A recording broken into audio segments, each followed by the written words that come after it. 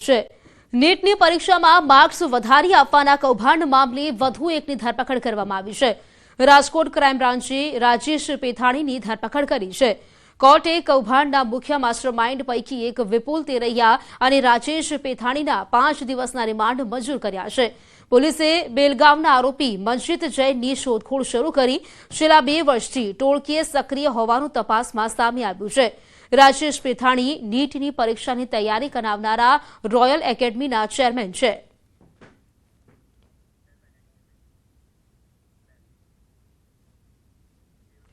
રેવડામાં અમિત ખૂંટ આપઘાત કેસમાં ખુલાસો થયો છે। અમિત ખૂંટને દુષ્કર્મના કેસમાં ફસાવવામાં આવ્યો હતો।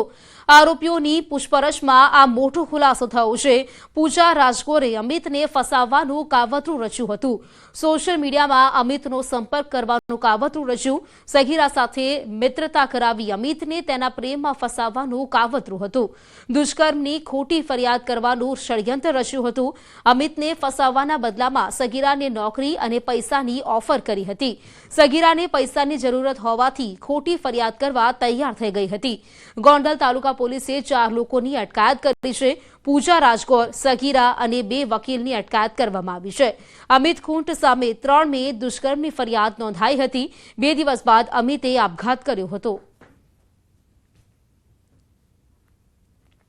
તો અમિત ખૂંટ આપઘાત મામલે આજે ખુલાસો થયો છે, જેમાં આ યુવકને ફસાવવામાં આવ્યો હોવાનું સામે આવ્યું છે કે સગીરાએ સોશિયલ મીડિયા પર તેની સાથે મિત્રતા કરી અને ત્યારબાદ તેને પ્રેમજાળમાં ફસાવ્યો હતો। આ આરોપી જે વાત કરીએ તો લગભગ 4 જેટલા આરોપીની ધરપકડ કરવામાં આવી છે।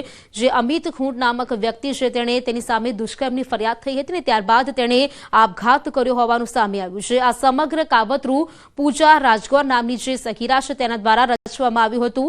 સગીરાને પૈસા અને નોકરીની લાલચ આપી આ સગીરા દ્વારા આ યુવક સાથે મિત્રતા કેળવાઈ હતી। સોશિયલ મીડિયા થકી તે લોકો સંપર્કમાં આવ્યા હતા। તેને પ્રેમજાળમાં ફસાવી ત્યારબાદ તેની પર દુષ્કર્મનો આરોપ છે તે લગાવ્યો હતો। ફરિયાદ નોંધવામાં આવી હતી અને તે જ મામલે આ અમિત ખૂંટ નામના શખ્સે દુષ્કર્મની ફરિયાદના 2 દિવસ બાદ તેણે આપઘાત કરી લીધો।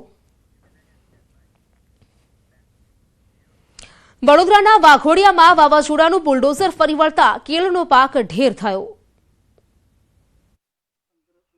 કેળાનો પાક થઈ ગયો ઢેર। જમીન પર નમી ગયો પાક। ખેતરોમાં કેળાનો વળી ગયો સોથ। તબાહી અને પાક નષ્ટના દ્રશ્યો વડોદરાના વાઘોડિયા પંથકના છે। અહીં કમોસમી વરસાદ ખાબકતા કેળના ખેતરમાં તબાહી મચી ગઈ છે। કેળના ખેતરમાં જાણે વાવાઝોડાનું બુલડોઝર ફરી વળતા પાકનો સત્યાનાશ થઈ ગયો છે। વાઘોડિયાના વ્યારા, તવરા, માળોધર, સાંગોડલ સહિતના ગામડામાં ખેતરોમાં બાગાયતી પાક બરબાદ થયો છે। કેળા ઝાડ પર આવી ગયા હતા, તેની લૂમો પણ ખેતરોમાં ખરી પડી હતી।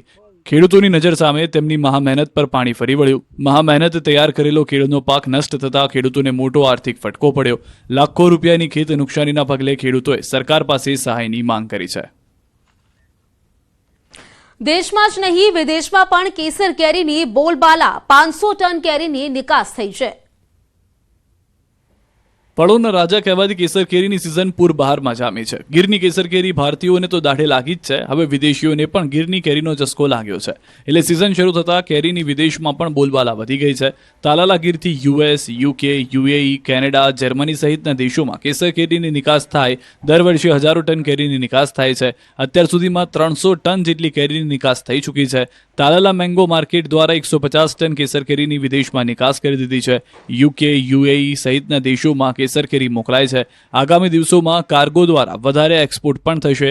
મેંગો યાર્ડના પ્રમુખના કહેવા મુજબ આ વર્ષે 500 ટનથી વધુ કેસર કેરીનું એક્સપોર્ટ થાય તેવી સંભાવના છે। આ વર્ષે કેસર કેરીનું ઉત્પાદન ખૂબ ઓછું છે, પરંતુ વિદેશોમાં ખાસી માંગ છે। આ વર્ષે કેસર કેરીની ગુણવત્તા પણ સારી છે। સામે બજારમાં 15 થી 20% ભાવ વધારો પણ આ વર્ષે જોવા મળી રહ્યો છે। દરેક દેશના નિયમ મુજબ અહીં કેસર કેરીનું પેકિંગ થાય છે। આ પેકિંગ પ્લાન્ટમાં હાર્વેસ્ટિંગ, હોટ વોટર વોશિંગ, રેપલિંગ થયા બાદ પેકિંગ થાય છે। 3 કિલોનું એક બોક્સ પેક કરવામાં આવે છે। વર્તમાન વર્ષમાં કેસરનું ઉત્પાદન ઓછું છે, સામે વિદેશમાં માંગ વધુ છે। ભાવો પણ જળવાઈ રહ્યા છે।